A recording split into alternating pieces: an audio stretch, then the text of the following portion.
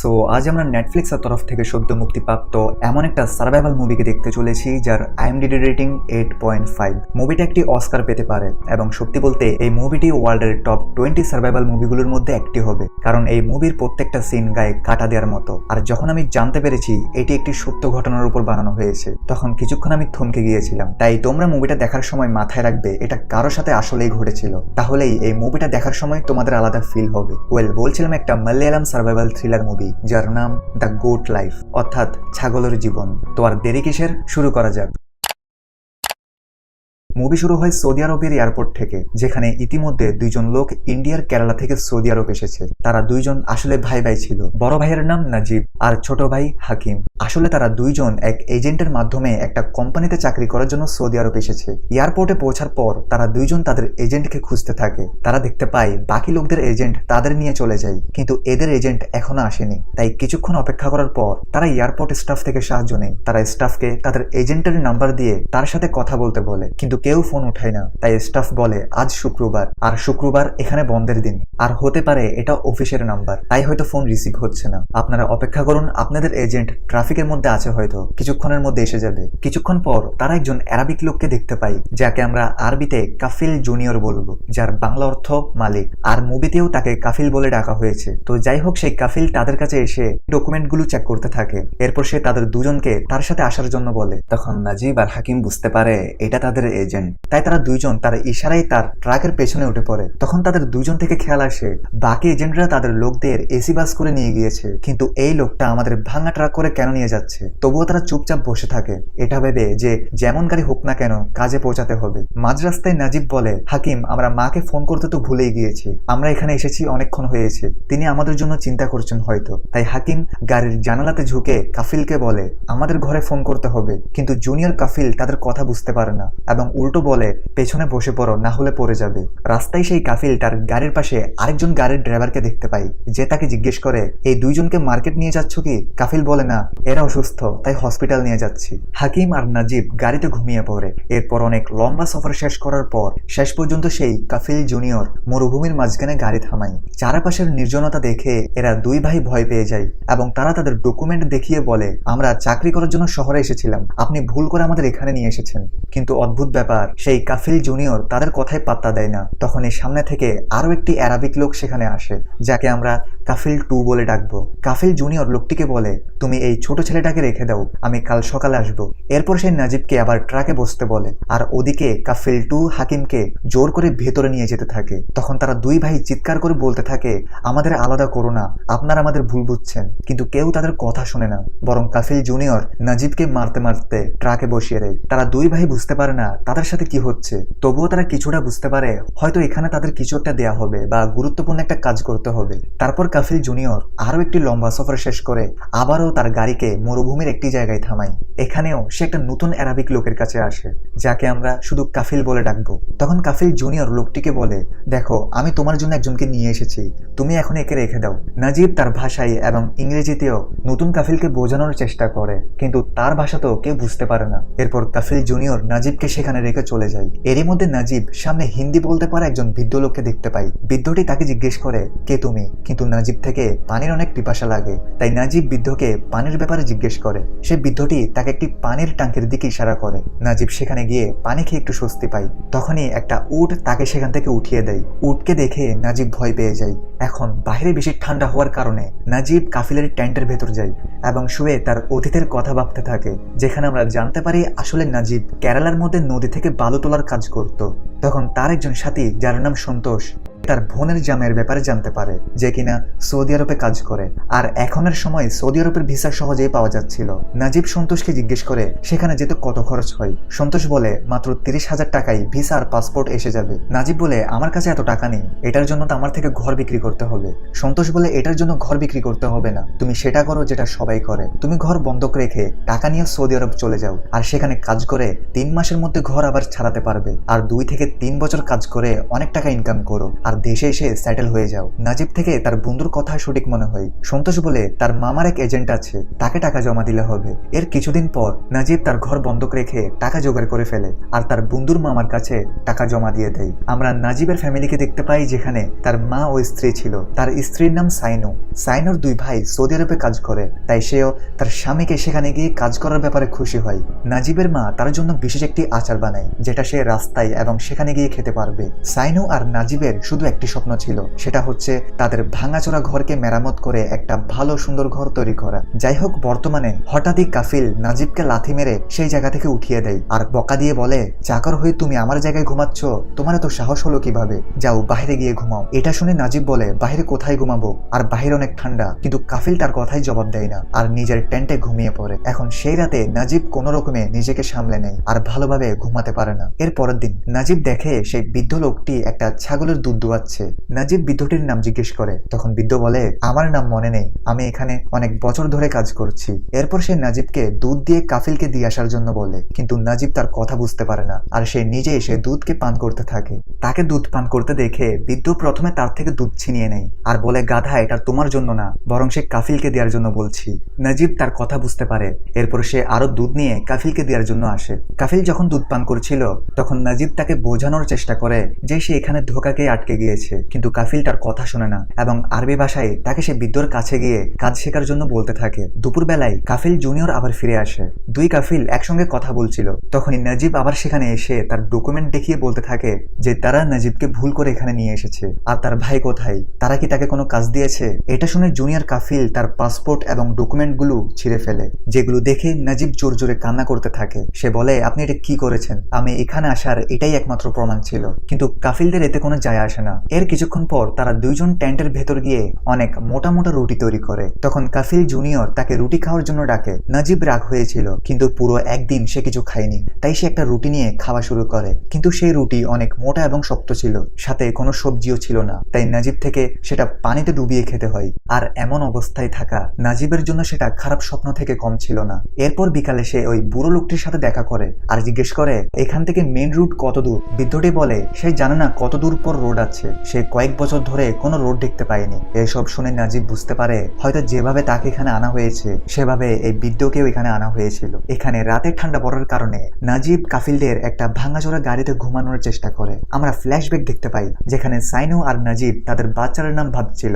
আর দেখতে দেখতে সেই দিনটা চলে আসে যেদিন পুরো ফ্যামিলি নাজিবকে বিদেশ ছাড়তে রেল স্টেশন আসে। এখানে আমরা জানতে পারি হাকিম আসলে নাজিবের খালাতো ভাই, যে কিনা তার সাথে সৌদি আরব কাজ করতে এসেছে। কিন্তু দুই ভাইয়ের মধ্যে আপন ভাইয়ের মতোই ভালোবাসা রয়েছে। এরপর ট্রেন ছেড়ে দেয় আর নাজিব তার স্ত্রীকে বিদায় জানিয়ে সৌদি আরব চলে আসে। বর্তমানে দেখা যায় সকালবেলা নাজিব পানি নিয়ে ফ্রেশ হচ্ছিল, তখনই জুনিয়র কাফিল তাকে লাথি মেরে গালি দেয় আর পানি নিয়ে চলে যায়, কারণ তারা সেখানে পানির টাকা দিয়ে কিনে আর সেখানে পানির অনেক দাম ছিল। তখনই বৃদ্ধটি নাজিবকে বালির ব্যবহার করতে বলে আর এটা শুনে নাজিব থেকে আরো খারাপ লাগে। এর কিছুক্ষণ পর সেখানে টাঙ্কিতে পানি ভরার লোক তার গাড়ি নিয়ে আসে। তখন সুযোগ পেয়ে নাজিব তাকে রিকোয়েস্ট করে যে সে তাকে তার গাড়ি করে মেইন রোড পর্যন্ত ছেড়ে দেয়, সে ভুল করে এখানে চলে এসেছে। তখনই সেখানে কাফিল জুনিয়র চলে আসে আর সে নাজিবকে বলে, তুমি এর সাথে কি কথা বলছো, মনে হয় তুমি শুধরাবে না। এটা বলে সে তার মাথার বেল্ট দিয়ে তাকে মারতে থাকে। আর যখন নাজিব তার হাত ধরে তখন কাফিল তার বন্দুক নিয়ে আসে, যেটা দেখে নাজিবের হুশ উড়ে যায়। তখন কাফিল বন্দুক দিয়ে তার মাথায় আঘাত করে। তখনই সেই টাঙ্কির পানি ফুল হয়ে পড়তে থাকে আর সেই পানিগুলোকে দেখে নাজিব ভাবতে থাকে যে কিভাবে সে এখানে পানির কষ্ট পাচ্ছে, যদিও তার গ্রামে পানির কোনো অভাব ছিল না, সে নদীতে গোসল করত। যাই হোক, এর পরের দিন কাফিল নাজিবকে ছাগলের দুধ দোয়াতে বলে। নাজিব বলে, আমি দুধ দোয়াতে পারি না। সে বৃদ্ধটি কোথায়? এগুলো তো সে করতো, কিন্তু সেই বৃদ্ধটি সেখানে ছিল না। তাই কাফিলের কথায় নাজিব থেকে বাধ্য হয়ে ছাগলের দুধ দোয়াতে হয়। নাজিব সামনে গিয়ে দুধ দোয়ানোর চেষ্টা করে, কিন্তু তার দ্বারা এটা হয় না। তাই কাফিল নাজিবকে দুধ দোয়ানোর নিয়ম শিখায়। এরপর নাজিব সে কাজকে শিখে যায়। এখন সে বৃদ্ধটি এখনো সেখানে আসেনি, যার ফলে নাজিব থেকে লাগে বৃদ্ধটি এখান থেকে পালিয়ে গিয়েছে বা তাকে কারো কাছে পাঠানো হয়েছে, যার কারণে কাফিলের কথায় এখন থেকে তাকেই সেই ভেড়া ছাগলদের চড়াতে নিয়ে যেতে হয়। একদিন হঠাৎ দুইটি ভেড়া একে অপরের সাথে লড়াই করতে থাকে, যেটা দেখে নাজিব তাদের থামানোর চেষ্টা করে, কিন্তু সেই ভেড়াগুলো উল্টো তাকেই আহত করে দেয়। তখন সেখানে কাফিল জুনিয়র চলে আসে আর সে নাজিবকে কিছু পানি পান করায়। নাজিব তাকে দেখে বলে যে তার দ্বারা এগুলো হবে না। সে তাকে হসপিটালের রাস্তা দেখিয়ে দিতে বলে, কারণ সে আহত হয়েছে। কিন্তু কাফিল জুনিয়র তাকে চুপচাপ কাজ করতে বলে। এভাবে সময় যেতে যেতে কয়েক মাস হয়ে যায়। নাজিব থেকে এখন প্রতিদিন সব ভেড়া ছাগলদের চড়াতে হয়, কারণ সে বৃদ্ধ বৃদ্ধকে পাওয়া যাচ্ছিল না। প্রথম দিন থেকে এখনো নাজিব গোসল করেনি, আর করবেই বা কিভাবে, তাকে তো ভালোভাবে পানি দেওয়া হচ্ছিল না। একদিন গাড়ির আয়নায় সে তার চেহারা দেখতে থাকে, তখন সে নিজেকে চিনতে পারে না। তার চুল দাড়ির অবস্থা দেখে সে অবাক হয়ে যায়। এছাড়াও সে আগে থেকে অনেক দুর্বল হয়ে গিয়েছে এবং রোদে থাকতে থাকতে কালো হয়ে গিয়েছে। এরপর বেচারা নাজিব একটা কাচের টুকরো নিয়ে তার দাড়ি কাটার চেষ্টা করে, কিন্তু তার দ্বারা এটা হয় না। হার মেনে বেচারা প্রথমবার মাকে মনে করে কান্না করতে থাকে আর নিজের জীবনকে শেষ করার কথা ভেবে একটা উঁচু জায়গায় চলে যায়। তখনই তার নজর নিচে পড়ে, যেখানে কিছু শকুন কোন একটা জিনিসকে খাচ্ছিল। নাজিব নিচে গিয়ে বুঝতে পারে সেখানে একটা লাশ পড়েছিল, কিন্তু লাশটাকে চেনা যাচ্ছিল না। কিন্তু মন দিয়ে দেখার পর নাজিব বুঝতে পারে এটা তো সেই বৃদ্ধটির লাশ, যাকে কিনা অনেকদিন ধরে পাওয়া যাচ্ছিল না। এখানে হয়তো সে নিজেকে শেষ করে দিয়েছে কারণ সেগুলো সহ্য করতে পারছিল না, বা হয়তো কাফিল তাকে গুলি করে দিয়েছে কারণ সে এখন কোনো কাজের ছিল না। নাজিব সেখানের শকুনগুলোকে তাড়ানোর চেষ্টা করে, কিন্তু উল্টো শকুনগুলো তাকে হামলা করে দেয়, যার পরে সে দুঃখী মন নিয়ে সেখান থেকে চলে আসে। এখন তার মন থেকে নিজেকে শেষ করার চিন্তা চলে যায়। এরই মধ্যে সে তার মায়ের বানানো আচারগুলোর ঘ্রাণ নিতে থাকে, যার ফলে তার থেকে তার গ্রামের কথা মনে পড়ে। আর সে এখন ডিসাইড করে যে যেই করে হোক সে তার স্ত্রী বাচ্চার জন্য এখান থেকে পালাবে। এই জন্য এর পরের দিন নাজিব ভেড়াদের চড়ানোর অজুহাতে কিছুটা দূরে চলে যায় এবং সেখান থেকে পালাতে শুরু করে। কিন্তু ততক্ষণে জুনিয়র কাফিল তাকে দেখে ফেলে এবং সে দ্রুত তার উট নিয়ে তার পিছু করে আর গুলি চালিয়ে তাকে থামানোর চেষ্টা করে। এখন নাজিব আগে থেকেই দুর্বল হয়ে আছে, তাই সে একসময় পড়ে যায় আর জুনিয়র কাফিল তাকে ধরে ফেলে। এখন সামনে থেকে যেন নাজিব না পালায়, তাই কাফিল জুনিয়র তার বন্দুকের বাট দিয়ে তার পা ভেঙে দেয়। এরপর তাকে ভেড়া ছাগলদের জায়গায় বেঁধে দেয়। রাতে যখন তার পিপাসা লাগে তখন তার থেকে না চাইতেও ভেড়া ছাগলদের পানিগুলো পান করতে হয়। এখন সময় যেতে যেতে বছর খানিক হয়ে যায় আর নাজিব থেকে ধীরে ধীরে এখানে থাকার অভ্যাস হয়ে যায়। এখন পালানো তো দূরের কথা, সে এখন তার পরিবারের কাছে ফিরে যাওয়ার আশা ছেড়ে দিয়েছে, কারণ যতদূর চোখ যায় শুধু মরুভূমি দেখা যায়। সে জানে সেখান থেকে বের হতে পারবে না। এছাড়াও তার পা ভাঙার কারণে তার থেকে এখন লাঠির মাধ্যমে চলাচল করতে হয়। একদিন যখন সে ভেড়াদের চড়াচ্ছিল তখন আকাশে কালো মেঘ ছেয়ে যায় আর কিছুক্ষণ পর শিলাবৃষ্টি শুরু হয়। এটা দেখে নাজিব সব ভেড়া ছাগলদের নিয়ে একটা পাহাড়ের নিচে চলে যায়। তখনই হঠাৎ নাজিব সেই পাহাড়ের গুহার ভেতর থেকে কিছু গানের সুর শুনতে পায়। তাই নাজিব ধীরে ধীরে সেই গুহার ভেতর গিয়ে পাহাড়টির অপর সাইডে পৌঁছে যায়। সেখানে পৌঁছাতেই সে সামনে একজন মানুষকে দেখতে পায়। মানুষটি তার কাছে আসলে সে বুঝতে পারে এটা আর কেউ নয় বরং তার ভাই হাকিম, যার অবস্থা অনেকটা নাজিবের মতো হয়ে গিয়েছে, কারণ সেও ওই কাফিল 2 এর কাছে বন্দী ছিল। তারা এক অপরকে জড়িয়ে ধরে কাঁদতে থাকে। না জানি কত মাস বা কত বছর পর তারা এক অপরকে দেখেছে। হাকিম নাজিবকে বলে যে তারা এখন এখান থেকে পালাবে। নাজিব বলে এটা সম্ভব না, সে আগে থেকে অনেক চেষ্টা করেছে আর এখন তো কাফিল তার পা ভেঙে দিয়েছে। হাকিম তার কথা শুনে ইমোশনাল হয়ে যায়। কিছুক্ষণ পর দূরের একটি জায়গা দিয়ে হাকিমের কাফিল আসছিল, তাই হাকিম নাজিবকে বলে আমার থেকে যেতে হবে ভাইয়া, আমরা আবার দেখা করব। কিছুদিন পর যখন নাজিব উড্ডের চড়াচ্ছিল তখন কিছুটা দূরে হাকিম তাকে ইশারা দেয় এবং সে নাজিবের জন্য সেই জায়গায় একটি কাগজ রেখে চলে যায়। নাজিব বেচারা ল্যাংড়াতে ল্যাংড়াতে সেখানে যায় আর সেই কাগজের লেখাগুলো পড়তে শুরু করে, যেখানে হাকিম লিখেছে যে হাকিমকে এখানে পাশের একটি কাফিলের কাছে পাঠানো হয়েছে আর তার সাথে ইব্রাহিম নামের এক আফ্রিকান লোকও থাকে, যে কিনা এখানে আগে থেকে কাজ করছিল। সে এখানের সব রাস্তা জেনে গিয়েছে, তাই হাকিম ইব্রাহিমের সাথে কথা বলে তাকে সব বুঝিয়েছে, যার ফলে ইব্রাহিম সহ তারা এখান থেকে পালাতে পারবে। এর পরের দিন সুযোগ পেয়ে তারা তিনজন একটি জায়গায় দেখা করে। এখানে আমরা দেখতে পাই ভালো করে খাবার না খাওয়ার কারণে নাজিবের গলা থেকে আওয়াজ আসছিল না, সে অনেক ধীরে ধীরে কথা বলছিল। ইব্রাহিম বলে কিছুদিন পর বড় কাফিলের মেয়ের বিয়ে, তাই সব কাফিলরা সেখানে যাবে, তাই সেদিন তারা সুযোগ বুঝে এখান থেকে পালাবে। আর এভাবে ইব্রাহিম তার প্ল্যান সবাইকে বলে। এখন কিছুদিন পর সেই দিনটা এসে যায় এবং কাফিলরা তাদের ভেড়া ছাগলদের জন্য ঘাস নিয়ে আসে। এরপর সব কাফিলরা গাড়ি করে শহরের দিকে চলে যায়। সবাই যাওয়ার পর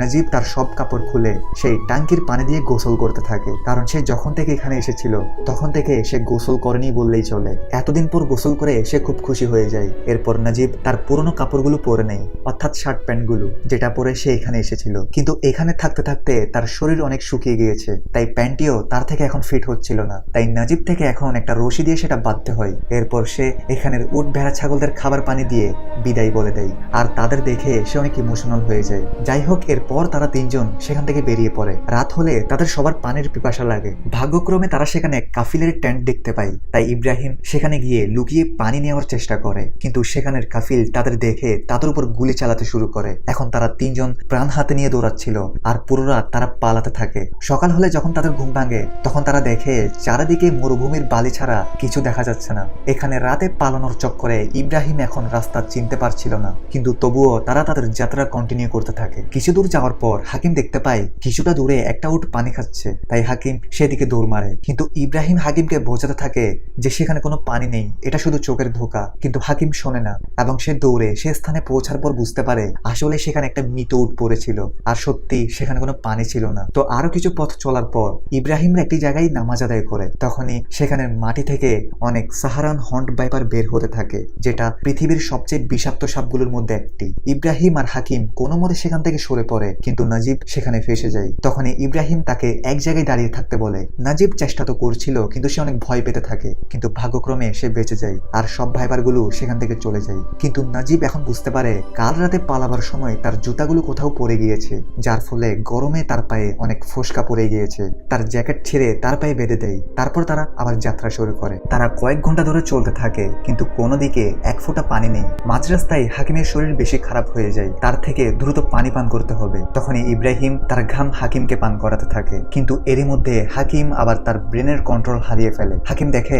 তার সামনে অনেক বড় বড় বিল্ডিং আর খাবার পানি পড়েছিল। হাকিম পুরো শক্তি নিয়ে এক দৌড় দেয় আর সেখানে গিয়ে লুটিয়ে পড়ে খাবার খেতে থাকে, কিন্তু আমরা দেখতে পাই সে বালি খাচ্ছিল। আর যখন ইব্রাহিম আর নাজিব তাকে আটকানোর চেষ্টা করে, তখনই হাকিম নাজিবের গলা চিপে ধরে, এরপর আবার দৌড়াতে শুরু করে। কিন্তু হঠাৎই বালি খাওয়ার কারণে তার থেকে রক্তবমি হয় আর হাকিম সেখানেই মারা যায়, যেটা দেখে নাজিবের অবস্থা খারাপ হয়ে যায়। সে কান্না করতে থাকে, সেও এখন আশা হারিয়ে ফেলেছে। ইব্রাহিম তাকে সামলায়, কিন্তু তখন সেখানে ধূলি ঝড় এসে যায় আর অনেক কষ্ট করে তারা সেই ঝড় থেকে বেঁচে যায়। কিন্তু সেই ধূলি ঝড়ের কারণে হাকিমের বডি কোথাও বালির নিচে চাপা পড়ে যায়। এখন না চাইতেও নাজিব হাকিমের বডিকে খোঁজা ছাড়াই তাদের যাত্রা আবার শুরু করে। কিন্তু এই উত্তপ্ত মরুভূমিতে তাদের শরীরের পানি সব শুকিয়ে যায়। তাদের অবস্থা এখন প্রচন্ড খারাপ হতে থাকে। ইব্রাহিমও এখন ধীরে ধীরে শক্তি হারিয়ে ফেলেছে। এভাবে অনেকটা পথ চলার পর একটি সময় ইব্রাহিম একটা টিকটিকি দেখতে পায়, যেটা দেখে সে বুঝতে পারে হয়তো আশেপাশে কোনো পানি আছে। আর একটু খোঁজাখুঁজি করার পর তারা অবশেষে পানির একটি ছোট পুকুর পেয়ে যায়, যেটা দেখে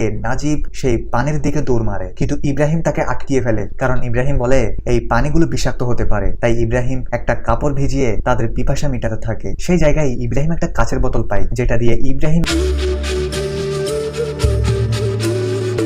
বাঁশির সুর বাজাতে থাকে, যার ফলে কিছুক্ষণ পর সেখান দিয়ে পাখির অনেক ঝাঁক উড়ে যায়, যেটা দেখে ইব্রাহিম বুঝতে পারে এখন তাদের কোন দিক দিয়ে যেতে হবে। এবং ইব্রাহিম এটাও বুঝতে পারে কারণ পানিগুলো কিছুটা খাওয়ার পর তাদের শরীরে কোনো প্রতিক্রিয়া দেখা দেয়নি। যাই হোক, সকালে তারা আবার যাত্রা শুরু করে, কিন্তু নাজিবের শরীরে এখন শক্তি নেই। তাই তারা সন্ধ্যার সময় একটি জায়গায় ঘুমিয়ে পড়ে। সকাল হলে নাজিব দেখতে পায় তার পাশে ইব্রাহিম নেই। এদিক ওদিক খুঁজে এসে বুঝতে পারে ইব্রাহিম এখান থেকে চলে গিয়েছে। আর যাওয়ার সময় ইব্রাহিম তার জন্য এক বোতল পানি রেখে গিয়েছে, যেটা সে ওই পুকুর থেকে নিয়েছে। আর বোতলের উপরের শুকনো খেজুরটি ইব্রাহিম পুকুরের পাশে কিছু খেজুর গাছ থেকে নিয়েছে, কিন্তু খেজুরগুলো শুকনো। তো এখন এই সব পানিগুলো পান করে নাজিব তার মনে কিছুটা শান্তি পায় এবং সে একা তার যাত্রা শুরু করে। কিন্তু এই মরুভূমিতে এক বোতল পানি খেয়ে কতক্ষণ থাকা যায়? নাজিব বহু কষ্ট করে তার শেষ চেষ্টা চালিয়ে যেতে থাকে। এভাবে আরো একটি দিন আসে আর নাজিব কষ্ট করে হাঁটতে থাকে। হঠাৎই তার শরীরে পানি না থাকায় সে লুটিয়ে পড়ে। তখন তার হাতের বোতলটিও পড়ে যায় আর সেই বোতলটা গড়িয়ে গড়িয়ে একটা শক্ত জিনিসের উপর এসে পৌঁছায়, যে হ্যাঁ, অবশেষে সে মেইন রোডে পৌঁছে গিয়েছে। যেটা দেখে তার থেকে হঠাৎ এক ধরনের শক্তি এসে যায়, এখান থেকে তার প্রাণ বাঁচতে পারে। সে প্রথমে একটা ট্রাক ড্রাইভার থেকে সাহায্য নেওয়ার চেষ্টা করে, কিন্তু ড্রাইভার তার সাহায্য করে না। 1 ঘন্টা পর সেখানে একটি রোলস রয়েস গাড়ি থামে। কার থেকে একজন আরাবিক লোক বের হয়ে নাজিবকে গাড়িতে বসিয়ে পানি দেয় আর তাকে শহর পর্যন্ত ড্রপ করে দেয়। নাজিব এতে প্রচন্ড খুশি হয়ে যায় আর সে শহরের এদিক ওদিক ঘোরার পর ভাগ্যক্রমে তার সাথে কুঞ্জিকা নামের এক লোকের সাথে দেখা হয়, যে কিনা নিজেও মালয়ালাম। তার থেকে সৌদিতে নিজের হোটেল রয়েছে। নাজিবের অবস্থা দেখে সে তাকে গোসল করায় এবং তার চুল দাড়ি কেটে দেয়, সাথে তার চিকিৎসা করা হয়। এর কিছুদিন পর নাজিব কুঞ্জিকাকে তার ঘরের ব্যাপারে বলে। এরপর কুঞ্জিকা তার ঘরে ফোন করে নাজিবের সাথে কথা বলতে বলে। এখন 4 বছর পর নাজিব তার স্ত্রীর সাথে কথা বলে আর সে জানতে পারে তাদের ছেলে হয়েছে। মানে চিন্তা করো, যে মানুষটা ঘরের ফেরার আশা ছেড়ে দিয়েছিল এবং নিজেকে শেষ করার চিন্তা করেছিল, সে আজ তার স্ত্রীর কথা শুনতে পারছে এবং ছেলে হয়েছে এটাও জানতে পারে। যাই হোক, তাকে পুলিশের হেফাজতে দেওয়া হয়। এখন তার কাছে যেহেতু কোনো ডকুমেন্ট ছিল না, তাই এমন লোকদের সৌদি আরবের সরকার তাদের দেশে পাঠিয়ে দেয়। এভাবে নাজিবের দেশে ফেরার সব প্রস্তুতি হয়ে যায়। পুলিশ স্টেশনে নাজিব ইব্রাহিমের ছবি দেখতে পায়, হয়তো ইব্রাহিম মিসিং বা মারা গিয়েছে। যাই হোক, এর পরের দিন জেলে নাজিবের মতো লোকদের লাইনে দাঁড় করানো হয় এবং সেখানে কিছু কাফিলদের ডাকা হয়। আসলে সেখানে নিয়ম ছিল, কোনো কাফিল সেখানে তার গোলামকে চিনে ফেললে তাহলে সে তাকে নিয়ে যেতে পারবে। এখন একজন কাফিল তার গোলামকে মেরে মেরে নিয়ে যেতে থাকে। নাজিব এগুলো দেখে অনেক ভয় পেয়ে যায় আর সে ধীরে ধীরে লুকানোর চেষ্টা করে। এরই মধ্যে নাজিবের জুনিয়র কাফিল সেখানে আসে আর সে নাজিবকে দেখতেই চিনে ফেলে। কিন্তু তার কথার মাধ্যমে আমরা বুঝতে পারি আসলে 4 বছর আগে যখন হাকিম আর নাজিব এখানে কাজ করতে এসেছিল তখন জুনিয়র কাফিল তাদের ধোকা দিয়ে তার সাথে নিয়ে যায়, কারণ সে গোলাম ক্রয় বিক্রয়ের দালাল। অর্থাৎ হাকিম আর নাজিব লিগালি এখানে এসেছিল। হয়তো সেদিন শুক্রবার হওয়ার কারণে তার কোম্পানির লোক পরের দিন তাদের নিতে এসেছিল, কিন্তু ততক্ষণে কাফিল জুনিয়র তাদের ধোকা দিয়ে তার সাথে নিয়ে যায়, কারণ তাদের ল্যাঙ্গুয়েজ প্রবলেম ছিল এবং তারা তখন কিছু বুঝতে পারছিল না। যেহেতু নাজিব তার অফিসিয়াল গোলাম নয় তাই এই আইনটি নাজিবের উপর প্রযোজ্য হবে না। আর এখন কাফিল জুনিয়র বুঝতে পারে সে খারাপ করেছে, তাই সে সেখান থেকে চলে যায়। অর্থাৎ বুঝতে পারছো 4 বছর এরা কোনো দোষ করা ছাড়া তাদের গোলাম হয়েছিল, আর বেচারা হাকিম তো কোনো কারণ ছাড়াই মারা গিয়েছে। এখানে ইব্রাহিম হয়তো অফিসিয়াল গোলাম ছিল, যেও সেখান থেকে পালাতে চেয়েছিল। এখন 3 মাস নাজিবকে জেলে রেখে একদিন সব ইমিগ্রেন্টের সাথে তাকে ইন্ডিয়া পাঠিয়ে দেওয়া হয় আর মুভি এখানেই শেষ হয়। মুভি শেষ হলেও অনেকে হয়তো ভুলে গিয়েছো এটা একটা সত্য ঘটনা। তো ভিডিওটা ভালো লাগলে লাইক করে দাও, আর এমন ইন্টারেস্টিং ভিডিও পেতে চাইলে চ্যানেলকে সাবস্ক্রাইব করে রাখতে পারো। Thank you so much.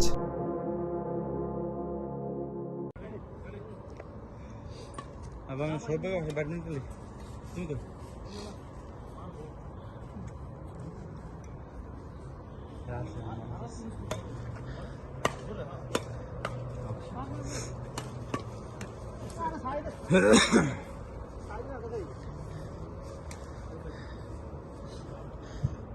Sourav কো মা